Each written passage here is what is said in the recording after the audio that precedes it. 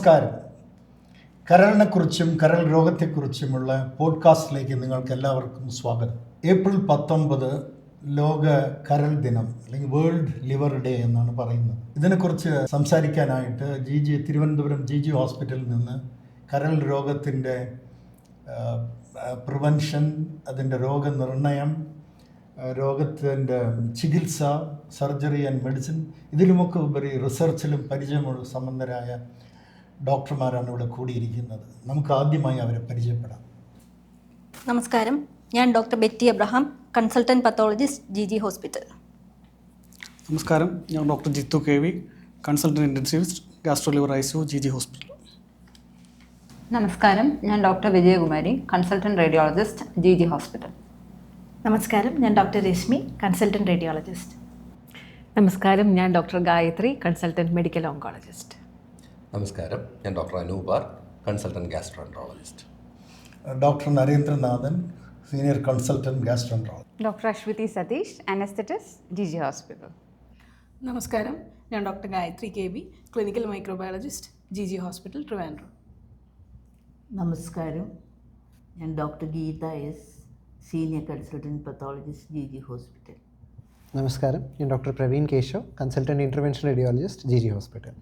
നമസ്കാരം, ഞാൻ doctor Arunkumar ML, consultant gastro and liver surgeon G hospital.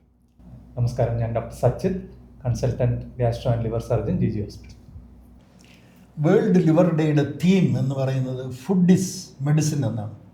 ആഹാരമാണ് ഔഷധം. അപ്പോൾ ആഹാരത്തെക്കുറിച്ച് പറയുമ്പോൾ നമ്മുടെ മനസ്സിൽ ആദ്യം ഓടിയെത്തുന്ന കരൾ രോഗം എന്ന് പറയുന്നത് ഫാറ്റി ലിവറാണ്. കണക്കുകളനുസരിച്ച് 30% ആളുകൾ ലോകത്തിൽ ഫാറ്റി ലിവർ ഉണ്ടെന്നാണ് കണക്കാക്കിയിരിക്കുന്നത്. അപ്പോൾ ഈ കരൾ രോഗത്തിലെ ഫാറ്റി ലിവറിനെ കുറിച്ച് സംസാരിക്കാൻ ഞാൻ ഡോക്ടർ അനൂപിനോട് ആവശ്യപ്പെടുന്നു. ഡോക്ടർ അനൂപ്. ഫാറ്റി ലിവറിലേക്ക് ആഹാരജന്യമായ രോഗമാണ്. അതിലേക്ക് തുടങ്ങുന്നതിന് മുമ്പ് ഞാനൊരു കാര്യം ഓർമ്മിച്ചുകൊള്ളട്ടെ. ആഹാരവും രോഗങ്ങളുമായുള്ള ബന്ധം ആയിരക്കണക്കിന് വർഷങ്ങൾക്ക് മുമ്പ് തന്നെ ഹിപ്പോക്രാറ്റസ്, ആധുനിക വൈദ്യത്തിൻ്റെ പിതാവ്, പറഞ്ഞു വെച്ചതാണ്. ലെറ്റ് ഫുഡ് ബി ദൈ മെഡിസിൻ ആൻഡ് മെഡിസിൻ ബി ദൈ ഫുഡ്. ആഹാരം നിനക്ക് ഔഷധമാകട്ടെ, ഔഷധമായി ആഹാരം പ്രവർത്തിക്കട്ടെ നിനക്ക്. ഫാറ്റി ലിവർ, അതായത് കരൾ കൊഴുപ്പടിയുന്ന അവസ്ഥ, ഇന്ന് മുമ്പത്തെക്കാളും വളരെയധികം കൂടിക്കൊണ്ടിരിക്കുകയാണ്. ഏകദേശം നമ്മുടെ പുതിയ പഠനങ്ങൾ ഏകദേശം 25% ആൾക്കാർക്ക് ഇന്ന് ഫാറ്റി ലിവർ ഉണ്ട് എന്നുള്ളതാണ്. പലപ്പോഴും ഫാറ്റി ലിവറിനുള്ളൊരു ബുദ്ധിമുട്ട് രോഗികൾക്ക് ശാരീരികമായ അസ്വസ്ഥതകൾ പലപ്പോഴും കാണാറില്ല. ഒരു ബ്ലഡ് ടെസ്റ്റിലോ വേറെ എന്തെങ്കിലും ഒരു ടെസ്റ്റിലോ ആണ് പലപ്പോഴും എന്തെങ്കിലും ഒരു ഹെൽത്ത് ചെക്കപ്പിൽ ഒരു ബ്ലഡ് ടെസ്റ്റ് ചെയ്യുമ്പോൾ ലിവർ ഫങ്ഷനിൽ ചെറിയ തകരാറുകൾ കാണും. അപ്പോഴാണ് നമ്മൾ ഫാറ്റി ലിവർ എന്നുള്ളൊരവസ്ഥയെക്കുറിച്ച് സംശയിക്കുന്നത്. എൻ്റെ ഒരു സംശയം, ഒരു ഫാറ്റി ലിവറാണ് ഇതിന് കാരണമെന്ന് നമുക്ക് എങ്ങനെ കണ്ടെത്താൻ കഴിയും? ബ്ലഡ് ടെസ്റ്റുകളിൽ വ്യത്യാസം കണ്ടതിനാൽ ഫാറ്റി ലിവർ സംശയിക്കുന്ന ഒരു രോഗികൾക്ക് നമുക്ക് എങ്ങനെ അത് ഫാറ്റി ലിവറാണെന്ന് ഉറപ്പിക്കാം?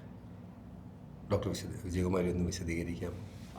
സോ ഫാറ്റി ലിവർ സംശയിച്ച് വിടുന്ന രോഗികൾക്ക് ഫാറ്റി ലിവർ ഉണ്ടെന്ന് അറിയാൻ we can do number of scans. Most commonly നമ്മൾ യൂസ് ചെയ്യുന്നത് അൾട്രാസൗണ്ട് സ്കാൻ തന്നെയാണ്. അത് ഈസിലി അവൈലബിൾ ആണ് ആൻഡ് ബാക്കി ഇൻവെസ്റ്റിഗേഷൻസിനെ കമ്പയർ ചെയ്ത് കോസ്റ്റ് എഫക്റ്റീവ് ആയിരിക്കും. അപ്പോൾ അൾട്രാസൗണ്ട് സ്കാനിൽ നമുക്ക് ഫാറ്റി ലിവർ ഉണ്ടോ ഇല്ലയോ എന്ന് പറയാൻ പറ്റും. ടു സം എക്സ്റ്റെൻറ്റ് നമുക്ക് ക്വാണ്ടിഫൈ ചെയ്യാൻ പറ്റും, ഗ്രേഡ് വെച്ചിട്ട് പറയാൻ പറ്റും. ആൻഡ് അതിൻ്റെ നെക്സ്റ്റ് സ്റ്റെപ്പ് ഇപ്പോൾ ഗ്രേഡ് 2 അല്ലെങ്കിൽ 3, അതായത് കൂടുതലായിട്ടുണ്ടെങ്കിൽ നമുക്ക് ഷിയർ വേവ് എലാസ്റ്റോഗ്രഫി അല്ലെങ്കിൽ ഫൈബ്രോ സ്കാൻ വഴി ഒരു ടു സം എക്സ്റ്റെൻറ്റ് നമുക്ക് ക്വാണ്ടിഫൈ ചെയ്യാൻ പറ്റും അതായത് ഫൈബ്രോസിസ് സ്റ്റാർട്ട് ചെയ്തോ ഇല്ലയോ എന്നുള്ളത്. അത് MRIയിൽ കുറച്ചുകൂടി അഡ്വാൻസ്ഡ് ആയിട്ട് ആക്ച്വൽ ലൈപ്പിഡ് ക്വാണ്ടിഫിക്കേഷൻ, ഫാറ്റ് എത്രത്തോളം എക്സാക്ട്ലി ലിവറിലുണ്ട് എന്നുള്ളത് MRI വെച്ച് നമുക്ക് കുറച്ചുകൂടി നന്നായിട്ട് പറയാൻ പറ്റും. അപ്പോൾ ഇതാണ് നമ്മൾ നെക്സ്റ്റ് സ്റ്റെപ്പ്. ബ്ലഡ് ഇൻവെസ്റ്റിഗേഷൻസിൽ അബ്നോർമാലിറ്റി കാണുമ്പോൾ നെക്സ്റ്റ് പ്രൊസീഡ് ചെയ്യേണ്ടത്. ഒന്ന് ചോദിച്ചോട്ടെ, ഈ ഫൈബ്രോ സ്കാനും ഷിയർ വേവ് എലാസ്റ്റോഗ്രാഫിയും രണ്ടും ഒന്നാണോ അതോ എന്തെങ്കിലും വ്യത്യാസമുണ്ടോ? ഫൈബ്രോ സ്കാനിൻ്റെ ഒരുപാട് മെത്തേഡ്സ് ഉണ്ട്. Most effective and most efficient method shear wave ആണ്. അതാണ് നമ്മളിപ്പോൾ അഡോപ്റ്റ് ചെയ്തേക്കുന്നത്. മോസ്റ്റ് അഡ്വാൻസ് മെഷീൻസിലെല്ലാം ഷിയർ വേവ് എലാസ്റ്റോഗ്രഫിയാണ് യൂസ് ചെയ്യുന്നത് ഫൈബ്രോസ്കാൻ്റെ മെത്തേഡായിട്ട്. നമ്മൾ ഒരു പോയിന്റ് ഞാൻ ആഡ് ചെയ്യാം. ഫൈബ്രോസ്കാൻ എനിക്ക് തോന്നുന്നു ആദ്യം ഗ്യാസ്ട്രോഎൻട്രോളജിസ്റ്റ് കൊണ്ടുവന്ന ഒരു ഇതാണ്. നമ്മൾ റേഡിയോളജിസ്റ്റ് അല്ല ഫൈബ്രോസ്കാൻ ചെയ്തുകൊണ്ടിരുന്നത്. അതൊരു വൈബ്രേഷൻസ് അകത്തോട്ട് നമ്മൾ കടത്തി വിട്ട് അതിൻ്റെ ഒരു വ്യത്യാസം, അതായത് നമുക്ക് എല്ലാവർക്കും അറിയാം ഫാറ്റി ലിവർ വന്നു കഴിഞ്ഞാൽ ആദ്യം ഒന്നും ലിവറിന് വലിയ കുഴപ്പം കാണില്ല. പക്ഷെ കുറച്ചുകൂടി കഴിയുമ്പോഴത്തേക്ക് അതിൻ്റെ ഇലാസ്റ്റിസിറ്റി കുറയും, അങ്ങനെ ലിവർ സ്റ്റിഫാകും. അപ്പോൾ നമ്മൾ ആ എത്രത്തോളം ലിവർ സ്റ്റിഫാകുന്നു എന്നാണ് നമ്മൾ ഈ ഫൈബ്രോസ്കാൻ അല്ലെങ്കിൽ ഇലാസ്റ്റോഗ്രഫി, അത് വെദർ ഇറ്റ് ഈസ് അൾട്രാസൗണ്ട് ആണെങ്കിലും MR ആണെങ്കിലും നമ്മൾ ആ ലിവറിൻ്റെ സ്റ്റിഫ്നെസ് ആണ് നമ്മൾ ടെസ്റ്റ് ചെയ്യുന്നത്. അപ്പോൾ ഫൈബ്രോസ്കാനിൽ നമുക്ക് ആക്ച്വലി നമ്മൾ ലിവർ കാണുന്നില്ല. ലിവർ കാണാതെ നമ്മൾ ജസ്റ്റ് ഒരു സാധനം വെച്ചിട്ട് അങ്ങനെയാണ് ഫൈബ്രോസ്കാൻ ആദ്യം ചെയ്തുകൊണ്ടിരുന്നത്. പക്ഷേ നമ്മൾ അൾട്രാസൗണ്ട് ഷിയർ വേവ് ഇലാസ്റ്റോഗ്രഫിയിൽ നമുക്ക് ലിവർ കാണാം. നമ്മൾ ആ അൾട്രാസൗണ്ട് വെച്ച് ലിവർ കണ്ട് ലിവറിൽ ഒരു ഭാഗം നമ്മൾ മാർക്ക് ചെയ്ത് എന്നിട്ട് അതിൽ എത്രത്തോളം ലിവർ സ്റ്റിഫാണോ എന്നാണ് നമ്മൾ നോക്കുന്നത്. ഇനി MR ഇലാസ്റ്റോഗ്രഫിയിലോട്ട് വരുമ്പം നമ്മൾ അൾട്രാസൗണ്ടിൽ നമ്മളൊരു ചെറിയൊരു ഭാഗമാണ്, അതിലാണ് നമ്മൾ സ്റ്റിഫ്നെസ് നോക്കുന്നത്. നമ്മൾ പല ഭാഗങ്ങൾ നോക്കും, എന്നിട്ട് നമ്മളൊരു ആവറേജ് എടുക്കും. MRIയിൽ നമ്മൾ ഹോൾ ലിവർ അതിൻ്റെ എത്രത്തോളം സ്റ്റിഫ്നെസ് ആണ് കാണുന്നത്. അപ്പം നമ്മൾ ഫൈബ്രോസ്കാനിൽ നിന്ന് നമ്മൾ ഓരോ ഇതായിട്ട് കുറച്ചും കൂടി അഡ്വാൻസ് ചെയ്ത് MR ഇലാസ്റ്റോഗ്രഫിയിലാണ് ഏറ്റവും നന്നായിട്ട് അറിയുന്നത്. അതാണ് ഇതിൻ്റെ ഒരു വ്യത്യാസം. ഇതെല്ലാം ആക്ച്വലി ലിവറിൻ്റെ ഇലാസ്റ്റിസിറ്റിയും സ്റ്റിഫ്നെസ്സും അറിയാൻ വേണ്ടി ചെയ്യുന്ന ഇൻവെസ്റ്റിഗേഷൻസാണ്. ഫാറ്റി ലിവർ, മദ്യപാനം മൂലമുള്ള ഫാറ്റി ലിവറും മദ്യപിക്കാതെ വരുന്ന നോൺ ആൽക്കഹോളിക് ഫാറ്റി ലിവർ ഡിസീസും രണ്ട് വിധേനയുണ്ട്. എന്നാൽ മദ്യപിച്ച് കരൾ വീക്കം വരുന്ന ആൽക്കഹോളിക് ഹെപ്പറ്റൈറ്റിസ് എന്ന അവസ്ഥയ്ക്ക് മാരകമാണ്, മരണകാരമായേക്കാം. എന്നാൽ സാധാരണ നോൺ ആൽക്കഹോളിക് ഫാറ്റി ലിവർ അത്ര കണ്ട അപകടകാരിയല്ല, പ്രത്യേകിച്ച് അടുത്ത കുറച്ച് കാലഘട്ടത്തേക്കെങ്കിലും. രണ്ടിൻ്റെയും ട്രീറ്റ്മെൻറ്റ് വ്യത്യസ്തമാണ്. അപ്പം ഒരു രോഗി, ക്ലിനീഷ്യൻ എന്ന രീതിയിൽ ഞാൻ സംശയിക്കുന്നു, രോഗി എന്നോട് പറയുന്നു ഞാൻ മദ്യമേ കഴിച്ചിട്ടില്ല, പക്ഷേ ബാക്കിയെല്ലാം ആൽക്കഹോളിക് ലിവർ ഡിസീസിനോട് സാമ്യം തോന്നുകയാണെങ്കിൽ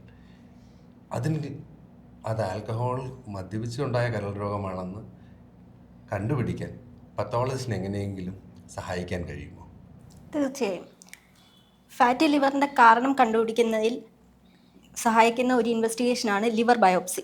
ഇതൊരു റേഡിയോളജിസ്റ്റിൻ്റെ സഹായത്തോടെ കരളിൽ നിന്ന് ഒരു പീസ് ഓഫ് ടിഷ്യൂ എടുത്ത് നമ്മൾ ലാബിൽ പ്രോസസ്സ് ചെയ്ത് മൈക്രോസ്കോപ്പിക് എക്സാമിനേഷനിലൂടെ ഒരു പത്തോളജിസ്റ്റ് റിപ്പോർട്ട് ചെയ്യുന്നു. ഇതിൽ സെല്ലുലാർ ലെവലിൽ ചില ചേഞ്ചസ് കാണുന്നു. ഉദാഹരണത്തിന് ലിവർ കോശങ്ങളിൽ കൊഴുപ്പടിയുന്നു, അത് കരൾ വീക്കമുണ്ടാക്കുന്നു. അതുകൂടാതെ രൂപഘടനയിൽ വ്യത്യാസമുണ്ടാക്കുന്നു, അതായത് ബലൂണിങ് ഡീജനറേഷൻ പോലുള്ള അവസ്ഥ. ഇത് ആൽക്കഹോളിക് ഫാറ്റി ലിവറിലും നോൺ ആൽക്കഹോളിക് ഫാറ്റി ലിവറിലും കാണും. എന്നാൽ തീവ്രത കൂടുതൽ ആൽക്കഹോളിക് ഫാറ്റി ലിവറിലാണ്. അതുമാത്രമല്ല, ഈ കരളിൽ വീക്കം ഉണ്ടാക്കുന്ന സ്ഥലങ്ങൾ രണ്ട് കണ്ടീഷനിലും വ്യത്യസ്തമായ സ്ഥലങ്ങളിലാണ്. കൂടാതെ തീവ്രതയും വ്യത്യസ്തപ്പെട്ടിരിക്കുന്നു. കണ്ടീഷൻ പ്രോഗ്രസ് ചെയ്യുമ്പോൾ കരളിൽ പാടുകൾ ഉണ്ടാകുന്നു, അതിനെ ഫൈബ്രോസിസ് എന്ന് പറയുന്നു. ആ ഫൈബ്രോസിസ് തുടങ്ങുന്ന സ്ഥലവും ആൽക്കഹോളിക് ലിവർ ഡിസീസിലും സ്റ്റേറ്റോ ഹെപ്പറ്റൈറ്റിസിലും പല സ്ഥലങ്ങളിലാണ്. ഇവ വെച്ച് അപഗ്രഥിച്ച് നമുക്ക് ഏതാണ് കാരണം എന്ന് കണ്ടുപിടിക്കാൻ സാധിക്കുന്നു. സാറിനോടൊന്ന് ചോദിച്ചോട്ടെ, ഇപ്പോഴത്തെ കേരളത്തിലെ അവസ്ഥ വെച്ചിട്ട് ഡോക്ടർ അനൂപ് പറയുന്ന പോലെ കൃത്യമായിട്ട് ഇത് ആൽക്കഹോളിക് ഫാറ്റി ഡിസീസ്, ഇത് non alcoholic fatty liver disease എന്ന് നമുക്ക് വേർതിരിച്ച് പറയാൻ പറ്റുമോ, അതോ ഒരു ഓവർലാപ്പും കാണുമോ? ഡോക്ടർ അനൂപ് പറഞ്ഞത് ഞാൻ അംഗീകരിക്കുകയാണ്. ബട്ട് മിക്കവാറും സമയം ഈ ലിവർ ഫങ്ഷൻ നോക്കുമ്പം തന്നെ നമുക്കൊരു ഐഡിയ കിട്ടും. സാധാരണ ആൽക്കഹോൾ കൊണ്ടുള്ള ഫാറ്റി ലിവറിനകത്ത് SgOT എന്ന് പറഞ്ഞ ഇതാണ് SgPTയേക്കാളും വളരെ കൂടുതലായിരിക്കും. ബാക്കിയുള്ള ഫാറ്റി ലിവറിൽ SgPT ആണ് SgOTയേക്കാളും കൂടുതലിരിക്കുന്നത്. പക്ഷേ ഡോക്ടർ അനൂപ് പറഞ്ഞത് എല്ലാ കാര്യങ്ങളും മദ്യം കഴിച്ച ആളെന്ന് നമുക്ക് തോന്നുന്നു. പക്ഷേ എന്നിട്ടും അയാൾ പറയുന്നത് മദ്യം കഴിച്ചിട്ടില്ല, അയാൾക്ക് ഫാറ്റി ലിവറുണ്ട്, ലിവർ ഡാമേജ് ഉണ്ട്. അങ്ങനെയുള്ളപ്പോൾ പിന്നെ ആൽക്കഹോളിക് ഫാറ്റി ലിവർ അത് ശരിക്കും അതിനെ ചികിത്സിച്ചില്ലെങ്കിൽ അത് പെട്ടെന്ന് വഷളായെന്ന് വരും. അപ്പോൾ ചില സമയങ്ങളിൽ അത് അറിയേണ്ടത് അത്യാവശ്യമായി വരും. ആ സമയത്തെക്കുറിച്ചാണ് ഡോക്ടർ അനൂപ് പറഞ്ഞത്. അത് നിങ്ങൾ പറഞ്ഞത് ശരി തന്നെ, അതുപോലെ തന്നെ നമുക്കത്. പിന്നെ ഈ മെല്ലറീസ് ഹൈലിൻ അങ്ങനെയൊക്കെ അതൊന്നും ഇപ്പോൾ അങ്ങനെ നോക്കാറില്ലേ? ആൽക്കഹോളിക് ലിവർ ഡിസീസിലാണ് മാലറി ഹൈലിൻ എന്ന് പറഞ്ഞ ചേഞ്ച് മൈക്രോസ്കോപ്പിക്കലി കൂടുതലായി കാണപ്പെടുന്നത്. എത്ര തീർച്ച നിങ്ങൾക്ക് പറയാൻ പറ്റും? ഓൾമോസ്റ്റ് ഒരു 100% ഇത് മദ്യം കഴിച്ച ആളാണ്, ഇതല്ല അങ്ങനെ പറയാൻ പറ്റുമോ?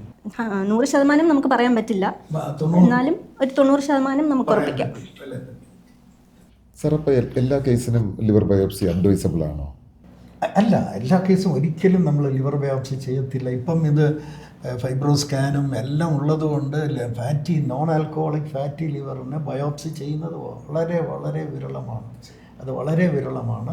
പക്ഷേ ഇത് ചില പെക്യൂലിയർ സിറ്റുവേഷൻസിനകത്ത് മദ്യം കഴിച്ചെന്ന് നമുക്ക് വളരെ തീർച്ചയുണ്ട്. അയാൾ കഴിച്ചില്ല എന്നും പറയുന്നു. അപ്പോൾ മദ്യം കഴിക്കാത്ത ഒരാൾക്ക് മദ്യത്തിൻ്റെ മരുന്ന് കൊടുക്കുന്നത് ശരിയല്ല. ഇങ്ങനെയൊക്കെ വരുമ്പോഴാണ് നമ്മൾ ഇതിലേക്ക് പോകുന്നത്. മിക്കവാറും നമുക്ക് ഇല്ലാതെ തന്നെ ഡയഗ്നോസ് ചെയ്യാൻ പറ്റിയ അല്ല ഒരു നമ്മളിപ്പോൾ ബയോപ്സി പലപ്പോഴും നിൽക്കുന്ന ഒരു ഡയഗ്നോസ്റ്റിക് ഡിലമ എന്ന് പറയും. നമ്മളൊരു കീറാമുട്ടിയായിട്ട് വന്ന് നിൽക്കുന്ന നമ്മുടെ ഫ്രണ്ടിലൊരു പ്രശ്നം തെളിയിക്കാൻ എന്നും ഏറ്റവും നല്ലത് ബയോപ്സി തന്നെയാണ്. ചിലപ്പോൾ നമ്മൾ ഫാറ്റി ലിവർ എന്നുള്ള സംശയമായിരിക്കും. എന്നാൽ നമ്മുടെ മനസ്സിൽ വേറെയും കുറച്ച് സംശയം, ഓട്ടോ ഇമ്മ്യൂൺ ഹെപ്പറ്റൈറ്റിസ് എന്നുള്ള അവസ്ഥയാണ്, ഫാറ്റി ലിവറാണോ, മദ്യപിച്ചുള്ള കരൾ രോഗമാണോ, അതോ ഇനി ജനിതകപരമായിട്ടുള്ള കരൾ രോഗങ്ങളാണോ? ഇങ്ങനൊരു സംശയം നിൽക്കുമ്പോൾ ഏറ്റവും അനുയോജ്യമായിട്ടുള്ളത് ഒരു ലിവർ ബയോപ്സി തന്നെയാണ്. ലിവർ ബയോപ്സിയിൽ നമുക്ക് ഫാറ്റി ലിവറിൻ്റെ കാഠിന്യം അറിയാൻ പറ്റുമോ? 1, 2, 3, 4 എന്നോ അല്ലെങ്കിൽ പല അവസ്ഥാന്തരങ്ങൾ അറിയാൻ പറ്റും? അത് സാധിക്കുന്നതാണ്. ലിവർ ബയോപ്സിയുടെ തീവ്രത അറിയാൻ വേണ്ടി നമ്മൾ ഗ്രേഡ് ചെയ്യും മൈക്രോസ്കോപ്പിക്കലി. പ്രത്യേകിച്ച് സ്റ്റേറ്റോ ഹെപ്പറ്റൈറ്റിസ് നമ്മൾ 3 പാരാമീറ്റേഴ്സ് ഉപയോഗിച്ചാണ് ഗ്രേഡ് ചെയ്യുന്നത്. ഒന്ന്, എത്ര ശതമാനം ലിവർ കോശങ്ങളിൽ കൊഴുപ്പ് അടിഞ്ഞിരിക്കുന്നു, പിന്നെ എത്രമാത്രം വീക്കം കരളിലുണ്ട്, പിന്നെ ഈ കരളിൽ കൊഴുപ്പ് അടിയുന്നത് കാരണം അത് വീർത്ത് ബലൂണിങ് ഡീജനറേഷൻ എന്ന് പറയുന്ന അവസ്ഥയാണ്. അതിൻ്റെയും ഗ്രേഡിങ് ചെയ്തിട്ട് നമ്മളിതെല്ലാം കൂടെ സ്കോർ ചെയ്ത് ഒരു ടോട്ടൽ 8 ഔട്ട് ഓഫ് 8 നമ്മൾ കണക്കാക്കുന്നു. അതിൽ 5 താഴെയാണെങ്കിൽ അത് ഫാറ്റി ലിവറിൻ്റെ ഏർലി സ്റ്റേജാണ്.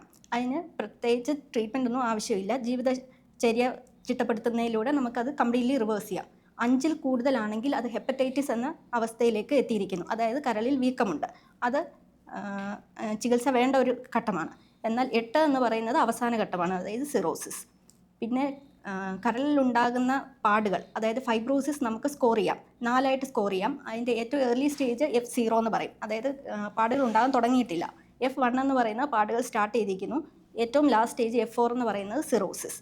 അപ്പം നമ്മളൊരു ലിവർ ബയോപ്സി റിപ്പോർട്ട് കൊടുക്കുമ്പോൾ ഈ ഗ്രേഡിങ്ങും സ്കോറിങ്ങും എത്ര ശതമാനം കൊഴുപ്പ് കരളിൽ അടങ്ങിയിട്ടുണ്ട്, അതായത് സ്റ്റീയറ്റോസിൻസിൻ്റെ പെർസെൻറ്റേജും ഉൾപ്പെടുത്തിയാണ് നമ്മൾ ലിവർ ബയോപ്സി റിപ്പോർട്ട് കൊടുക്കുന്നത്. ഇത് കിട്ടുമ്പോൾ ക്ലിനിഷ്യൻസിന് മനസ്സിലാവും എത്രത്തോളം തീവ്രതയുണ്ട് ഈ രോഗിയുടെ രോഗാവസ്ഥയ്ക്കെന്ന്. അതിനെ ബേസ് ചെയ്ത് ട്രീറ്റ്മെൻറ്റ് സ്റ്റാർട്ട് ചെയ്യാം. നരേന്ദ്രനാഥൻ സാറും ഡോക്ടർ അരുണും സൂചിപ്പിച്ചതുപോലെ ലോകത്തെമ്പാടും ഇത്രമേൽ ഫാറ്റി ലിവർ ഉള്ള സ്ഥിതിക്ക് എല്ലാവർക്കും ലിവർ ബയോപ്സി ചെയ്യാൻ സാധിക്കുകയില്ല. അപ്പോൾ ഡോക്ടർ ബെറ്റി സൂചിപ്പിച്ച പോലെ F0, F1, F2, F4 എന്നുള്ള ഫൈബ്രോസിസ് സാധാരണ സ്കാൻ ഉപയോഗിച്ച് നമുക്ക് ഒരുവിധം നന്നായി തിരിച്ചറിയാൻ കഴിയുമോ? സാധാരണ സ്കാൻ ഉപയോഗിച്ച് തിരിച്ചറിയാൻ കഴിയില്ല. ഫൈബ്രോ സ്കാൻ ഉള്ള ultrasound machines, higher and ultrasound മെഷീൻസിൽ ഫൈബ്രോ സ്കാൻ ഫെസിലിറ്റി ഉള്ള മെഷീൻസിൽ നമുക്ക് F0, F1, F2, F3 എന്നുള്ള grading is possible non invasively with shear wave elastography. അതായത് ബയോപ്സി ഇല്ലാതെ തന്നെ നമുക്ക് ടു സം എക്സ്റ്റെൻറ്റ്, അത്രയും ആക്യുറേറ്റ് ആയിട്ട് പറയാൻ പറ്റില്ല, ബട്ട് നമുക്ക് ആവശ്യമുള്ള രീതിയിൽ നമുക്ക് ഗ്രേഡ് ചെയ്യാൻ പറ്റും. അപ്പം ഒരുവിധം നന്നായി തന്നെ ഫാറ്റി ലിവറിനെ കുറിച്ച് നമുക്ക് ബ്ലഡ് ടെസ്റ്റുകളിൽ നിന്നും ഫൈബ്രോ സ്കാനോ അൾട്രാസൗണ്ടിൽ നിന്നും മനസ്സിലാക്കാം. ചികിത്സ എന്ന രീതിയിൽ നമ്മുടെ ഇത്തവണത്തെ വേൾഡ് ഹെൽത്ത് ഡേയുടെ തീം പോലെ തന്നെ ആഹാരം കൊണ്ട് നമുക്ക് ഫാറ്റി ലിവർ കുറയ്ക്കാൻ കഴിയും. ഡോക്ടർ അരുണൊന്ന് വിശദീകരിക്കും. ഫാറ്റി ലിവറിൻ്റെ ഒരു പ്രധാനപ്പെട്ട ഒരു പോയിന്റ് നമ്മൾ മനസ്സിലാക്കേണ്ടത്, ഫാറ്റ് കൂടുതൽ കഴിച്ചിട്ടല്ല ഫാറ്റി ലിവർ വരുന്നത്. Anything which is excess, most commonly being carbohydrate, അന്നജമായാലും ശരി, പ്രോട്ടീൻ മാംസ്യമായാലും ശരി, ഫാറ്റ് കൊഴുപ്പായാലും ശരി, ഏത് എക്സസ് ആയിട്ട് നമ്മൾ കഴിക്കുന്നുണ്ടോ ആ excess food will be converted into fat and stored as fat. കൊഴുപ്പായിട്ട് കൺവേർട്ട് ചെയ്ത് അതായിട്ടാണ് സ്റ്റോർ ചെയ്യുന്നത്. അതുകൊണ്ട് 24 മണിക്കൂറിൽ നമ്മളെടുക്കുന്ന ആഹാരത്തിൻ്റെ മൊത്തം കലോറി ഇൻടേക്ക് കുറച്ചാൽ തന്നെ ഒരു പരിധി വരെ നമുക്ക് ഇത് കൺട്രോൾ ചെയ്ത് മുന്നോട്ട് കൊണ്ടുപോകാൻ പറ്റും. ഏറ്റവും ഇമ്പോർട്ടൻ്റ് ആയിട്ട് അറിയേണ്ടത്, ഞാൻ ഒന്നുകൂടെ പറയാം, എക്സാക്ട്ലി ഫാറ്റ് കൂടുതൽ കഴിച്ചിട്ടല്ല ഫാറ്റി ലിവർ. പകരം excess energy, especially in the form of carbohydrate, അത് കൂടിയിട്ടാണ്. അതിൽ തന്നെ 2 ടൈപ്പ് കാർബോഹൈഡ്രേറ്റ് നമുക്ക് പറയാൻ പറ്റും, അന്നജം പറയാൻ പറ്റും. ഒന്ന് ഫൈബറോട് കൂടിയ, നാരുകളോട് കൂടിയ കാർബോഹൈഡ്രേറ്റ്, അതിന് വേണം പ്രാധാന്യം കൊടുക്കാനായിട്ട്. ഇതൊരു പ്രിവെൻറ്റീവ് മെഷറാണ്. ഒരു ഫ്രൂട്ട് ജ്യൂസ് ഇരിക്കുന്നു, ഒരു കട്ട് ഫ്രൂട്ട്സ് ഇരിക്കുന്നു, ഏത് കഴിക്കണമെന്ന് ചോദിച്ചാൽ കട്ട് ഫ്രൂട്ട്സ് വേണം കഴിക്കാനായിട്ട്. കാര്യം ഒരേ ക്വാണ്ടിറ്റി ഫ്രൂട്ട് ജ്യൂസും കട്ട് ഫ്രൂട്ട്സും കമ്പയർ ചെയ്താൽ കലോറി വാല്യൂ ജ്യൂസിന് കൂടുതലും കട്ട് ഫ്രൂട്ട്സിന് കുറവുമാണ്. നാരങ്ങ മാത്രമേ ജ്യൂസായിട്ട് കുടിക്കാവൂ, ബാക്കി എല്ലാം കട്ട് ഫ്രൂട്ട്സ് ആയിട്ട് തന്നെ കഴിക്കണം. സിമിലർലി കാർബോഹൈഡ്രേറ്റ്, അന്നജത്തിൻ്റെ ഒരു സോഴ്സ് വെജിറ്റബിൾസ് ആണ്. വെജിറ്റബിൾസിൽ നിന്ന് വരുന്ന കാർബോഹൈഡ്രേറ്റ് അന്നജമാണ് കുറച്ചുകൂടെ ബെറ്റർ. ബിക്കോസ് അത് നാരുകൾ കൂടെ പാക്കേജായിട്ട് വരുന്നതാണ്, അതിൽ നിന്നുള്ള അബ്സോർപ്ഷൻ കുറവായിരിക്കും. എന്നാൽ സീരിയൽസ്, ധാന്യങ്ങളിൽ നിന്ന് വരുന്ന കാർബോഹൈഡ്രേറ്റ് അന്നജം കൂടുതൽ അബ്സോർബ് ചെയ്യാനും കുറച്ച് ഫൈബറേ ഉള്ളൂ, അതിൽ കുറച്ച് നാരുകളേ ഉള്ളൂ. അങ്ങനെ ഒരു വ്യത്യാസമുണ്ട്. പക്ഷേ നമ്മുടെ ഈ കഴിഞ്ഞ ഒരു 50-60 വർഷത്തെ ഭക്ഷണ ചരിത്രം, അതിൻ്റെ രീതി നോക്കിയാൽ തന്നെ പ്രകടമായൊരു വ്യത്യാസമുണ്ട്. നമ്മൾ കൂടുതലും പ്രോസസ്ഡ് ഫുഡിലേക്ക് പോവുകയാണ്. പ്രോസസ്ഡ് ഫുഡ് കൂടുന്തോറും ഫൈബർ കുറയും, കലോറി കൂടും, എക്സസ് എനർജി വരും, ഫാറ്റായിട്ട് വരും, സ്റ്റോർ ചെയ്യും, ഫാറ്റി ലിവർ വരും. ഇത് എല്ലാവിധ മെറ്റബോളിക് രോഗങ്ങൾക്കും, പ്രമേഹം, രക്തമർദ്ദം, സ്ട്രോക്ക്, കിഡ്നി ഡിസീസസ്, എന്തിനേറെ പറയുന്നു പൈൽസ് പോലും, ഇതെല്ലാം ജീവിതശൈലി രോഗങ്ങളാണ്. ഇതെല്ലാത്തിനുള്ള ഒരു പ്രധാനപ്പെട്ട കാരണം പ്രോസസ്ഡ് ഫുഡ് നമ്മൾ കൂടുതൽ കഴിക്കുന്നു എന്നുള്ളതാണ്. ഒറ്റ വാക്കി പറയുകയാണെങ്കിൽ ഒരു സാധനം നമ്മുടെ മേശപ്പുറത്തിരിക്കുന്ന ഒരെണ്ണം, ഒരു സാധനം, ഒരു ഭക്ഷണം ആവണമെങ്കിൽ അതിൽ ഒന്നുകിൽ ഫൈബർ വേണം, അല്ലെങ്കിൽ പ്രോട്ടീൻ വേണം, അതും അല്ലെങ്കിൽ മിനറൽസ് വേണം, അതും അല്ലെങ്കിൽ വൈറ്റമിൻസ് വേണം. ഒന്നും തോന്നരുത്, ഒരു കാര്യം ജസ്റ്റ് ഒന്ന് പറയാം. Laddu, jalebi, cake, pastries, bakery products, ഇതിൽ എത്രത്തോളം ഫൈബറുണ്ട്, എത്രത്തോളം പ്രോട്ടീൻ ഉണ്ട്, എത്രത്തോളം മിനറൽസ് ഉണ്ട്, എത്രത്തോളം വൈറ്റമിൻസ് ഉണ്ട്. ഇതിലേതെങ്കിലും ഒന്നെങ്കിലും ഉള്ളത് നമ്മൾ ഭക്ഷണമായിട്ട് എടുക്കുക, ഈ ജീവിതശൈലി രോഗങ്ങൾ ഒരു വളരെ വളരെ വളരെ കുറയ്ക്കാൻ പറ്റും. പറഞ്ഞതുകൊണ്ട് ഒന്നുകൂടെ ജസ്റ്റ് ഒന്ന് പറയും, ഈ ജീവിതശൈലി രോഗങ്ങൾക്ക് ഭക്ഷണം ഇമ്പോർട്ടൻ്റ് ആണ്, ഒപ്പം 2 കാര്യങ്ങളും കൂടെ ഇമ്പോർട്ടൻ്റ് ആണ്. ഒന്ന്, ഒരു 8 മണിക്കൂറോളം ഉറങ്ങാൻ പറ്റിയത് വളരെ നല്ലത്. സ്ലീപ്പ് ഒത്തിരി അണ്ടർ എസ്റ്റിമേറ്റഡ് ആയിട്ടുള്ള ഒരു പോയിൻ്റാണ് ഓവറോൾ ഹെൽത്തിനും മെറ്റബോളിക് ഹെൽത്തിനും, including may be even prevention of fatty liver. ഉറക്കത്തെക്കുറിച്ച്, ക്വാളിറ്റിയുള്ള ഉറക്കത്തെക്കുറിച്ച് അവിടെ പറഞ്ഞാൽ നിർത്താം. പക്ഷേ ഒരു ഏറ്റവും ഇമ്പോർട്ടൻ്റ് ആയിട്ടുള്ള ഒരു കാര്യം എന്ന് പറഞ്ഞാൽ വ്യായാമമാണ്. കഴിഞ്ഞ 2-3 ദശകങ്ങളായിട്ട് ഏറ്റവും കൂടുതൽ, പ്രത്യേകിച്ച് ഹൃദയ വിദഗ്ധർ, കാർഡിയോളജിസ്റ്റ് പറഞ്ഞുകൊണ്ടിരുന്നത് കാർഡിയോ ടൈപ്പ് എക്സസൈസ് ചെയ്യണം എന്നായിരുന്നു. പക്ഷേ ഇപ്പോൾ കാർഡിയോളജിയുടെ ഒരുപാട് പഠനങ്ങളിൽ തന്നെ ശരിക്കും കണ്ടുവരുന്നത് ഈ cardio type exercise, heart rate കൂടി നമ്മൾ കിതയ്ക്കുന്ന exercise, swimming, cycling, jogging, brisk walking, tennis, badminton, ഇമാതിരിയുള്ളതെല്ലാം ഹാർട്ട് റേറ്റ് ഭയങ്കരമായിട്ട് കൂടും, നമ്മൾ ശരിക്കും കിതയ്ക്കും. അതാണ് കാർഡിയോ ടൈപ്പ് എക്സസൈസ്. അതിനൊപ്പം ഒരുപക്ഷെ അതിലും ഇമ്പോർട്ടൻ്റ് ആയിട്ടുള്ളത് സ്ട്രെങ്ത് ട്രെയിനിങ് എന്ന് പറഞ്ഞിട്ടുള്ളതാണ്. ആർക്കാണ് ഈ സ്ട്രെങ്ത് ട്രെയിനിങ് വേണ്ടത്? നമ്മുടെ 24 മണിക്കൂറുള്ള ജോലിയിൽ നിർബന്ധിത മസിൽ വ്യായാമം ചെയ്യുന്ന ജോലിക്കാർക്ക് വേണ്ട. പറയാമോ എന്നറിഞ്ഞൂടെ, എന്നാലും ഒരു ബംഗാളി ആലോചിച്ച് നോക്ക്. കോൺക്രീറ്റ് ജോലിക്ക് നിൽക്കുന്നു, രാവിലെ ചാന്തെടുക്കുന്നു, മുകളിലോട്ട് ഓടുന്നു, ചാന്തെടുക്കുന്നു, ഇഷ്ടംപോലെ റെപ്പറ്റേറ്റീവ് മൂവ്മെൻറ്റ്സ് അവരുണ്ട്. അതും വെയിറ്റ് ട്രെയിനിങ് ആണ്, അവർക്ക് വേണ്ട. പക്ഷേ നമ്മളെപ്പോലുള്ള ഓഫീസ് ജോബ് ചെയ്യുന്നവർ, സോഫ്റ്റ് ഓഫീസ് ജോബ് ചെയ്യുന്നവർ, സെഡൻറ്ററി ലൈഫ് സ്റ്റൈലുള്ളവർ, കൂടുതൽ സമയം ഇരിക്കുന്നവരും കമ്പ്യൂട്ടറിന് മുമ്പ് ഇരിക്കുന്നവർ, ഡെഫിനറ്റ്ലി സ്ട്രെങ്ത് ട്രെയിനിങ് വേണം. അതിനുള്ള സമയം കണ്ടെത്തണം.